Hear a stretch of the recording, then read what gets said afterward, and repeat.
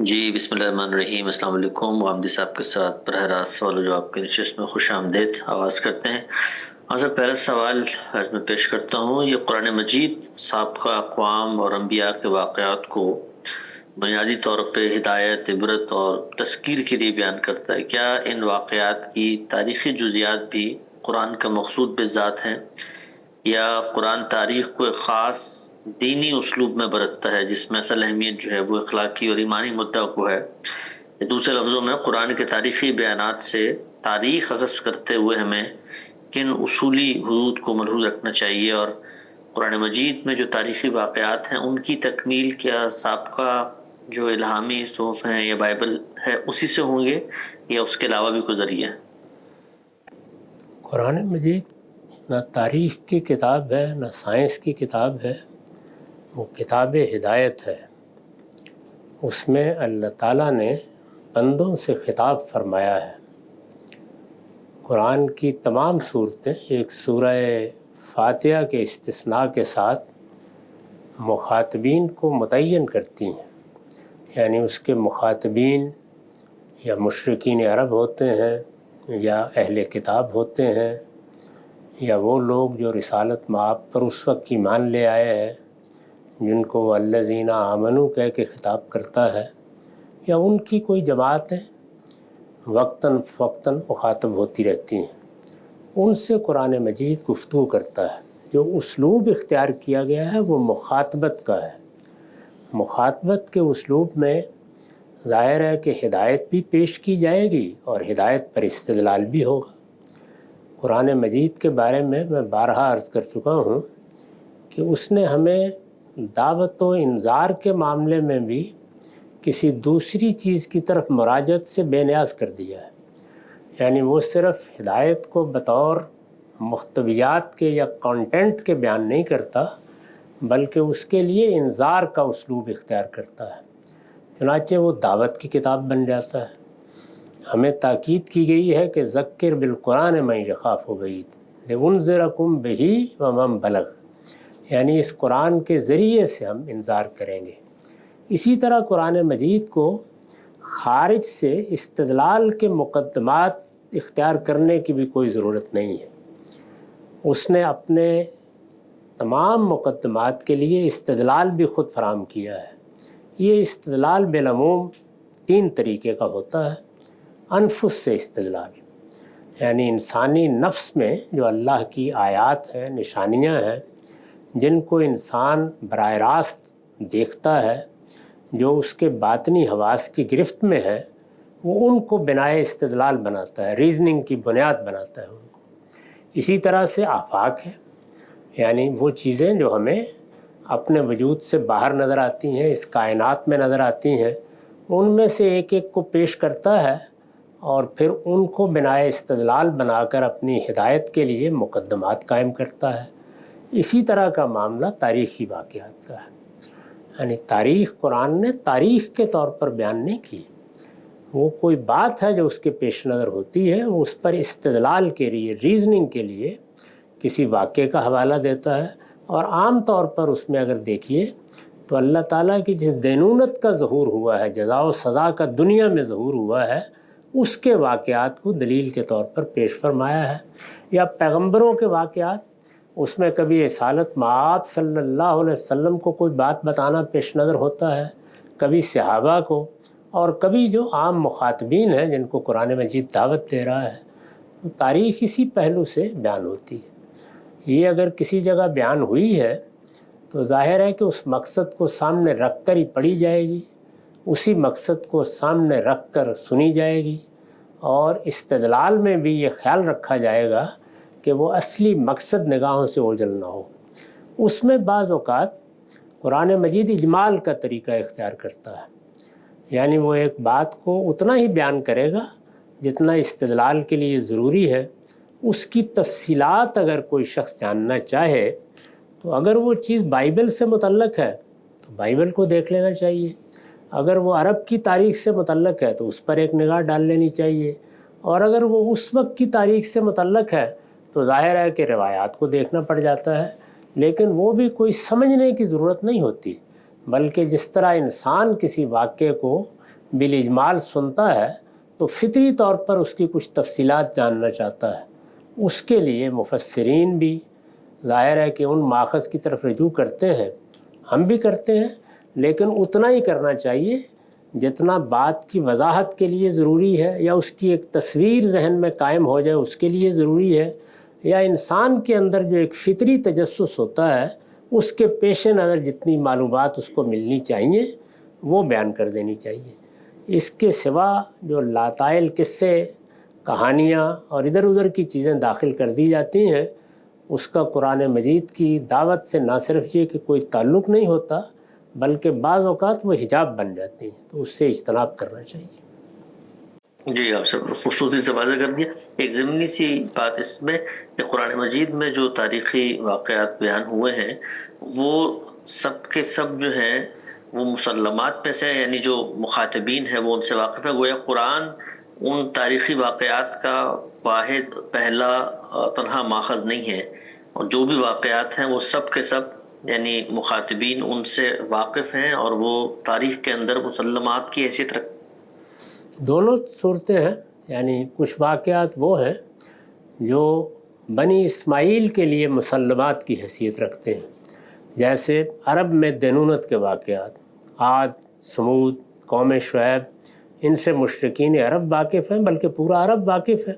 ان کی شاعری میں ان کا ذکر ہوتا ہے، ان کے خطبات میں ان واقعات کا ذکر ہوتا ہے. عرب کی تاریخ اگر آپ پڑھیں، خاص طور پر اسلام سے پہلے کی تاریخ، تو لوگ واقف ہیں. اور کچھ واقعات وہ ہیں جن سے یہ لوگ تو اس تفصیل سے واقف نہیں ہیں، لیکن بنی اسرائیل واقف ہیں، یعنی اہل کتاب ان سے واقف ہیں، وہ ان کے ہاں بائبل میں بیان ہوئے ہیں یا ان کے ہاں کی اپنی داستانوں میں بیان ہوئے ہیں. تو دونوں طرح کے بہرحال مخاطبین کے لحاظ ہی سے واقعات بیان کیے جاتے ہیں. پھر یہ ہے کہ اس میں استدلال کا پہلو تو ظاہر ہے ایک جانی پہچانی بات ہوتی ہے، لیکن استدلال کے ساتھ بعض اوقات عبرت کے لیے، توجہ دلانے کے لیے، بعض حقائق کی وضاحت کے لیے، پیغمبر کی تسلی کے لیے کچھ تفصیلات بھی بیان کر دی جاتی ہیں. جی، نقطہ بالکل واضح ہے. آگے بڑھاتے ہیں سلسلہ گفتگو کو. ابو ذر خان صاحب، آپ مائک انمیوٹ کریں.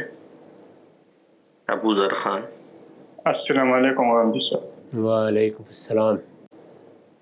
غامدی صاحب، میرا سوال تھا کہ اللہ تعالیٰ جو ہمیشہ سے ہے، انہوں نے تقریباً 13-14 ارب سال پہلے یہ کائنات بنائی، تو اس سے پہلے کیوں انہوں نے یہ ارادہ نہیں کیا؟ یعنی انہوں نے یہ فیصلہ اس پرٹیکولر ٹائم پر ہی کیوں کیا؟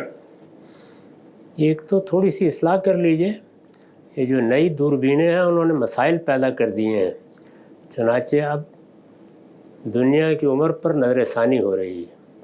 تو اس وجہ سے انتظار کریں کہ آخری فیصلہ کیا صادر ہوتا ہے، اور آخری فیصلہ بھی ظاہر ہے کہ قرائن کی بنیاد پر صادر ہونا ہے. یہ معلوم رہنا چاہیے کہ 1927 سے پہلے تک انسان یہی خیال کرتا تھا، عام طور پر یہی کہا جاتا تھا کہ یہ دنیا ازلی ہے، ہمیشہ سے. یعنی آپ کو معلوم ہوگا کہ ہمارے ہاں قدم عالم کی بحث ہوتی تھی. یہ عالم قدیم ہے، اس کی بنیاد پر بڑے فلسفیوں کے بارے میں امام غزالی نے تحافت میں تنقید کی تھی اور یہ کہا تھا کہ یہ کفر کا ارتکاب کرتے ہیں. تو اس وقت تک یہی خیال تھا. 1927 میں جب ہبل کی دوربین ایجاد ہوئی تو پہلی بار یہ معلوم ہو گیا کہ کائنات ایکسپینڈ کر رہی ہے، یعنی اس میں ہر وقت توسیع ہو رہی ہے. اس سے یہ نتیجہ نکالا گیا کہ پھر ظاہر ہے کہ اس کی ایک ابتدا ہے. تو اس ابتدا کو اس کی ایکسپینڈ کرنے کی جو رفتار ہے اس کے لحاظ سے متعین کیا گیا ہے. یعنی ایسا نہیں ہے کہ لوگ بگ بینگ کے زمانے میں چلے گئے ہیں اور انہوں نے دیکھ لیا اس کو. تو سائنسی معلومات کے بارے میں بھی سمجھنا چاہیے کہ وہ کیسے ہوتی ہیں. لہذا کچھ نہیں کہا جا سکتا کہ 26,000 سال پیچھے چلی جائے. اب یہ اندازے لگائے جا رہے ہیں 13 سے 26 تک نوبت پہنچ گئی ہے، اور ہو سکتا ہے کہ کچھ اور کرائن سامنے آئیں، کچھ اور چیزیں سامنے آ جائیں. بہرحال یہ تو صرف اس کا جواب تھا کہ اس طرح کی چیزوں کے بارے میں بھی ہمیں اس جگہ ہی کھڑا ہونا چاہیے جہاں پہ ایک طالب علم کھڑا ہوتا ہے، نہ کہ ان کو حتمی سمجھ کر رائے قائم کرنی چاہیے. یہ وہ کائنات ہے جو کائنات ہمارے مشاہدے میں آتی ہے. اس کائنات کو ہم دیکھتے ہیں، اس کے بارے میں ہم کچھ اندازے قائم کر رہے ہیں. پہلی بات تو یہ کہ اللہ تعالیٰ نے فرمایا ہے کہ ایسی 6 اور بھی ہیں، تو اپنے علم کے حدود بھی متعین رکھنے چاہیے، اس لیے کہ یہ تو ہماری کائنات زیادہ سے زیادہ آپ یہ کہہ سکتے ہیں جس کے بارے میں ہم کچھ جان گئے ہیں، یا جس کو ہم کچھ دیکھ سکتے ہیں، یا ہم نے ایسے آلات ایجاد کر لیے ہیں۔ اس کائنات میں جو کچھ اللہ تعالیٰ نے کیا ہے وہ ہمیں اس لیے بتایا گیا ہے کہ ہم اس کا مشاہدہ کر رہے ہیں، یہ ہم سے متعلق ہے، اس نے ایک دن ختم ہونا ہے، اس کی جگہ وہ چیز وجود میں آنی ہے جس کو اللہ تعالیٰ کہتے ہیں کہ وہ ابدی زندگی ہوگی۔ اس سے پہلے کیا ہوتا رہا ہے یہ ہمارے علم میں نہیں ہے، اور ہمیں اپنے علم کے حدود کے اندر ہی آراء قائم کرنی چاہیے۔ آخر ہم اس کے بارے میں کوئی رائے قائم کرنے کے مکلف ہی کیوں ہیں؟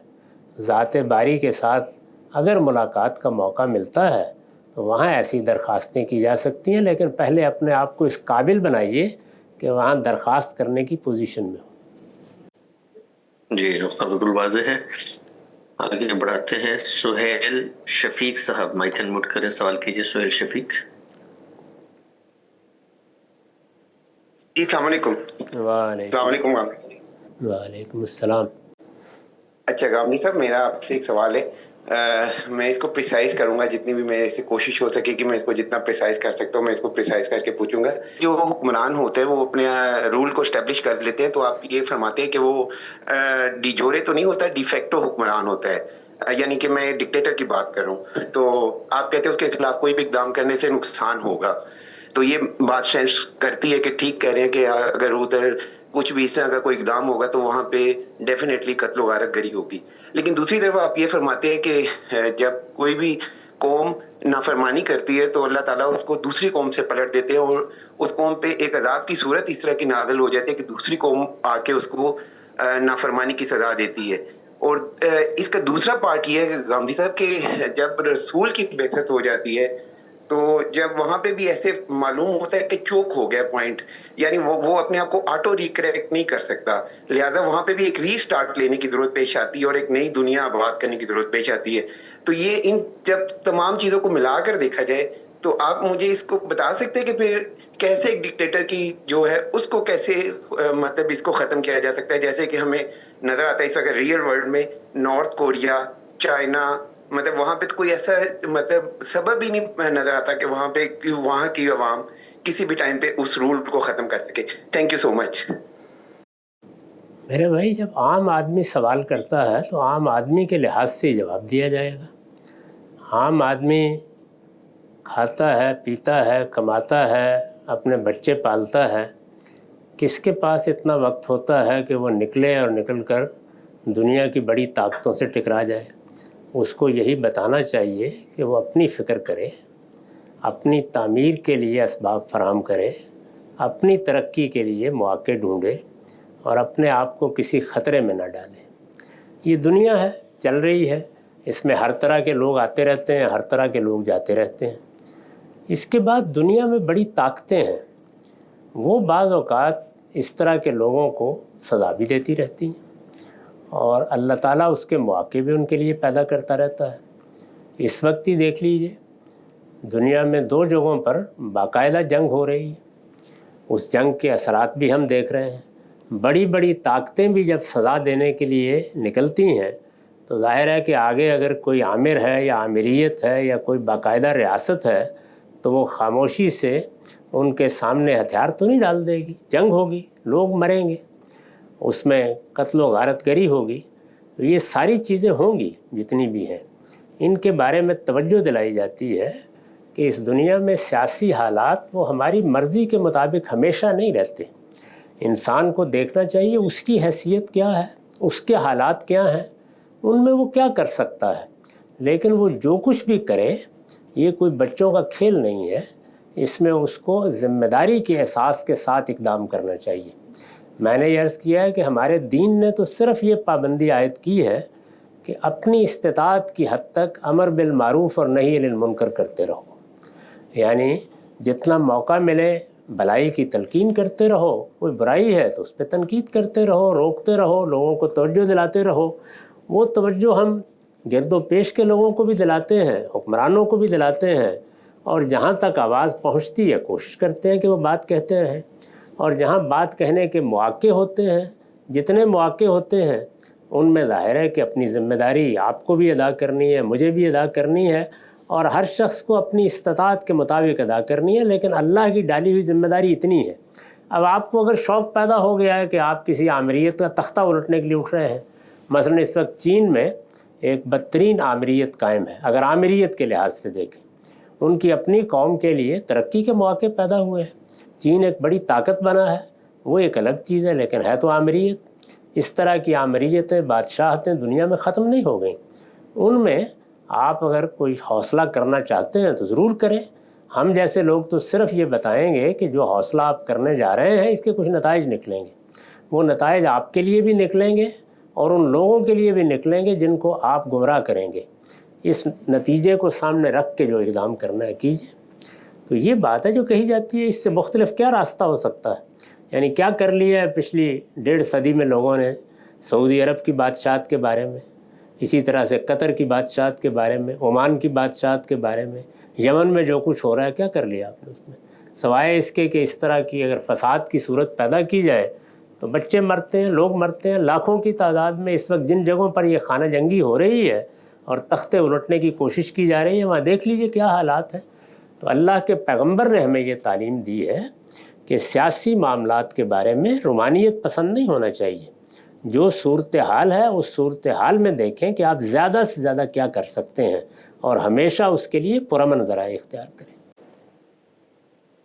سر جی، انہوں نے ایک اور بات کہی کہ اللہ تعالیٰ دوسری قوموں کو قرآن میں بتاتا ہے، مسلط کر دیتا ہے، تو وہ معاملہ جو ہے وہ انسانوں کے ہاتھ میں نہیں ہوتا، وہ اللہ کی تکوینی سنت ہے، اس کے بارے میں ہمیں پریشان اللہ تعالیٰ کرتے رہتے ہیں، اس کے بارے میں ہمیں پریشان ہونے کا کیا معاملہ ہے؟ اور وہ یہ نہیں ہوتا کہ بس ہماری خواہش کے مطابق یہ فوراً ہو جائے۔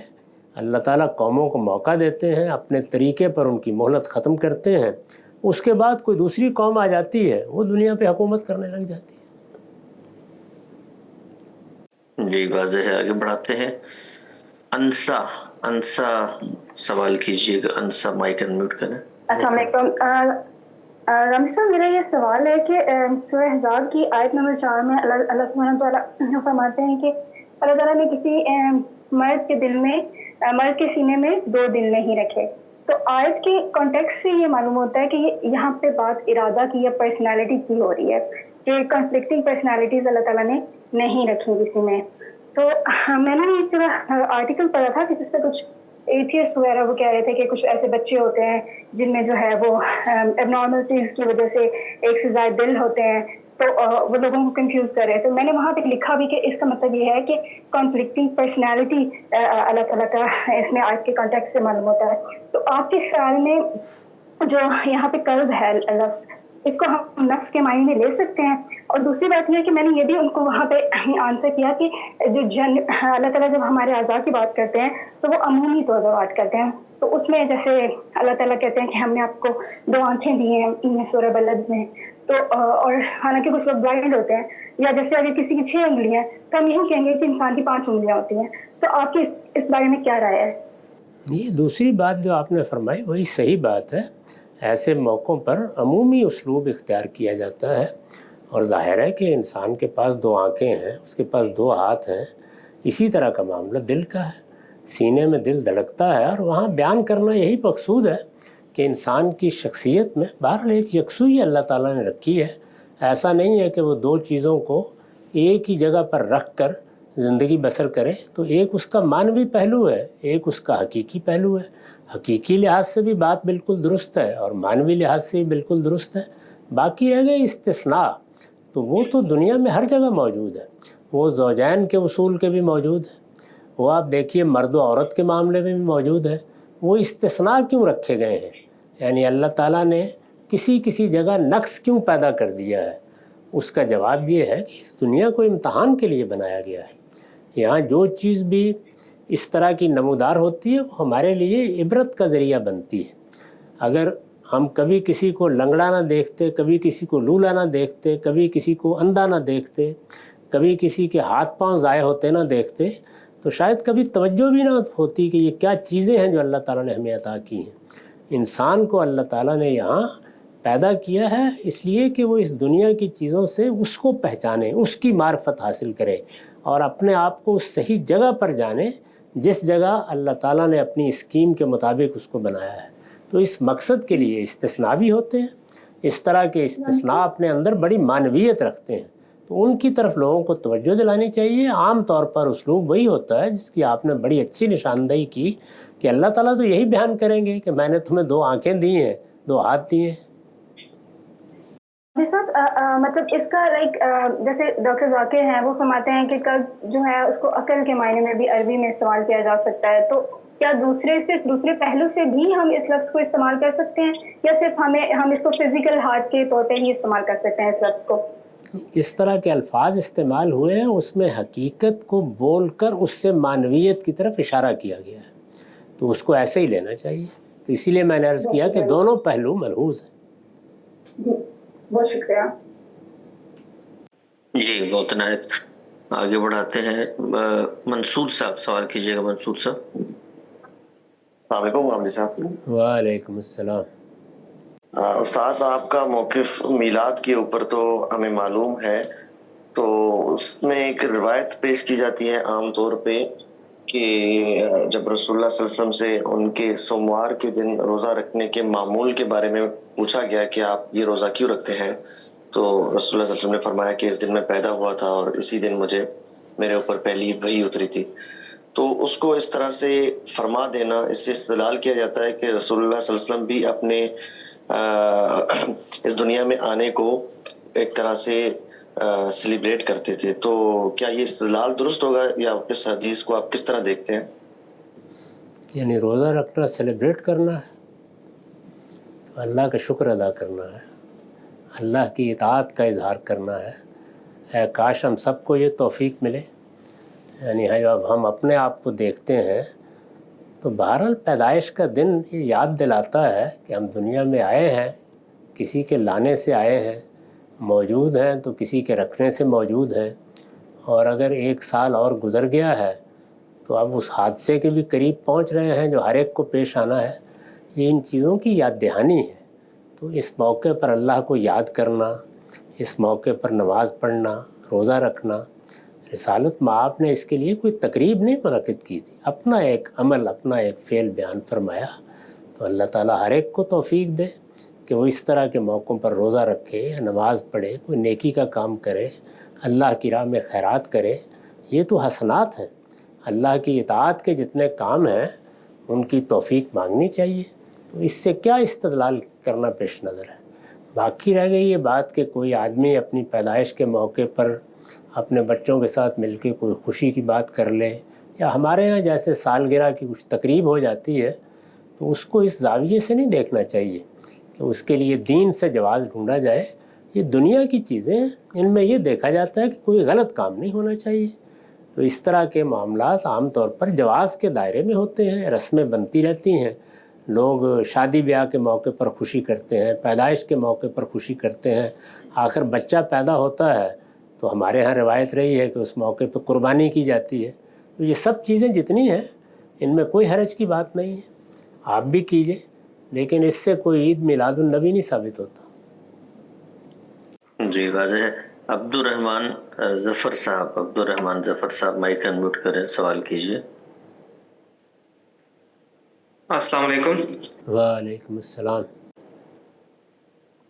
غامدی صاحب، یہ 26 جولائی کو انٹرنیشنل ڈے منایا گیا تھا وکٹمز آف ٹارچر کی حق میں نا، UN کے، تو اس متعلق یہ human rights commission of Pakistan نے شہباز شریف صاحب کو ایک لیٹر لکھا جس میں انہوں نے بتایا کہ جو پاکستان کا جو ایکٹ ہے نا ٹارچر کا، اس میں باقی تو بڑی اچھے کلازز ہیں، لیکن جو ڈیفینیشن آف ٹارچر ہے اس میں بغیر کسی جسٹیفیکیشن کے سائیکولوجیکل جو ٹارچر ہے اس کو اومٹ کیا گیا ہے، جس کا فائدہ اٹھاتے ہوئے یہ کیا جاتا ہے، سائیکولوجیکلی ٹارچر کیا جاتا ہے قانون نافذ کرنے والوں کی طرف سے، اور اسی طریقے سے جو پریشر ڈالا جاتا ہے اس پہ۔ تو ہمارے علاقے میں جو مظفر آباد سے شوکت میر صاحب کو انہوں نے اریسٹ کیا اور ابھی اتنا ٹائم گزر گیا، کوئی عدالت میں پیش نہیں کیا گیا، تو کافی لوگ کہہ رہے ہیں کہ ان کو سائیکولوجیکلی ان کو کیا جا رہا ہے کہ وہ پروٹیسٹ انہوں نے جو کیے تھے لیڈ کیے تھے تاکہ وہ سے پیچھے ہٹیں اور اپنے موقف سے ہٹیں. تو اس کو آپ دینی لحاظ سے جو ہمارے قومی ادارے ہیں ان کو کیا انذار کریں گے ایز اے عالم کہ یہ کیا کتنا سنگین چیز ہے یہ جبری گمشدگی اور اس طریقے سے؟ یہ سب جرائم ہیں. اللہ تعالی ہمیں اس سے بچائے, ہمارے اداروں کو بھی اس سے محفوظ کرے. جو دنیا میں طے شدہ طریقے ہیں انہی کو پیش نظر رکھنا چاہیے. ہمارے دین نے بھی یہی تعلیم دی ہے. کسی آدمی کے خلاف اگر کوئی مقدمہ نہیں ہے تو اس کو گرفتار رکھنا ہی ایک بڑی زیادتی کی چیز ہے. اگر کسی سے کسی چیز کی تفتیش کرنی ہے تو اس کے لیے بھی مہذب طریقے اختیار کرنے چاہیے. اور دنیا میں اب صرف مار پیٹ کرنا ہی نہیں, بہت سے مہذب طریقے ایجاد بھی ہو چکے ہیں. قدیم میں بھی یہ موجود تھے اور لوگ ان سے کام لے کر بعض اوقات جرائم میں بھی آخری نتیجے تک پہنچ جاتے تھے اور اطمینان کے ساتھ فیصلہ کرنے کی پوزیشن میں آ جاتے تھے. تو یہ ساری چیزیں جتنی ہیں یہ دنیا میں موجود رہی ہیں, ان پر دنیا بھی تنقید کرتی رہی ہے. یہ معلوم ہے آپ کو کہ آمریتوں میں, بادشاہتوں میں کس طرح کے عقوبت خانے بنائے گئے. ابھی بھی آپ دیکھیے عجائب گھروں میں کیسے کیسے آلات ہیں جن سے لوگوں کو اذیتیں دی جاتی تھیں. یہ اذیتیں جسمانی بھی رہی ہیں, نفسیاتی بھی رہی ہیں. اور اس وقت بھی بادشاہتوں میں بعض اوقات کسی آدمی کو اٹھا لیا جاتا ہے, معلوم ہی نہیں ہوتا. گھر والے بھی بیچارے ترستے رہتے ہیں کہ انہیں اتنا ہی معلوم ہو جائے کہ ان کا کوئی عزیز زندہ ہے یا دنیا سے رخصت ہو گیا. یہ ساری زیادتیاں ہوتی رہتی ہیں. ان میں سے کوئی چیز بھی اسلام میں جائز نہیں ہے. اسلام کیا ہے, اس کو تو انسانی اخلاقیات ہی قبول نہیں کرتی. تو ایسی چیزوں کی طرف توجہ دلاتے رہنا چاہیے اور اللہ سے دعا کرنی چاہیے کہ ہمارے ملکوں میں بھی اس طرح کے معاملات میں بہتری پیدا ہو. جی طارق صاحب, طارق ظہیر صاحب مائک انمیوٹ کریں, سوال کیجیے. السلام علیکم غامدی صاحب. وعلیکم. مجھے ایک سوال یہ پوچھنا تھا کہ سورہ نجم میں ایک آیت ہے جس میں یہ لکھا ہوا ہے کہ انسان کو وہی کچھ ملے گا جس کی اس نے کوشش کی. لیکن پھر ایک دوسری طرف ہم یہ دیکھتے ہیں کہ یہ وہ جو ہے, آپ نے ایک بات یہ بولی کہ اگر ماں باپ دنیا سے رخصت ہو جائیں اور ان کا ارادہ تھا تو وہ جو ہے ان کے بدلے اولاد جو ہے حج کر لے گی. تو یہ چیز کچھ اگینسٹ نہیں لگتی, اس کے دونوں آپس میں کانٹرڈکٹ نہیں کرتی؟ پھر بہت سی جگہ پہ یہ ہوتا ہے, بات ہوتی ہے کہ اگر کسی نے کنواں کھدوایا ہے تو کنویں کا جب تک لوگ پانی پیتے رہیں گے اس وقت تک اس کو ثواب ملے گا, حالانکہ اس نے تو اپنی پوری کوشش کر دی اس کے اندر, جس نے کنواں کھدوایا. اب اس میں کتنے دن تک وہ کنواں باقی رہا اس میں اس کا تو کوئی قصور نہیں ہے اگر وہ کچھ ہی دن میں خشک ہو جاتا ہے, اور کسی کیس میں اسی کوشش کے اوپر بہت دیر تک وہ کنواں صحیح رہتا ہے. ایک سوال میرا یہ ہے.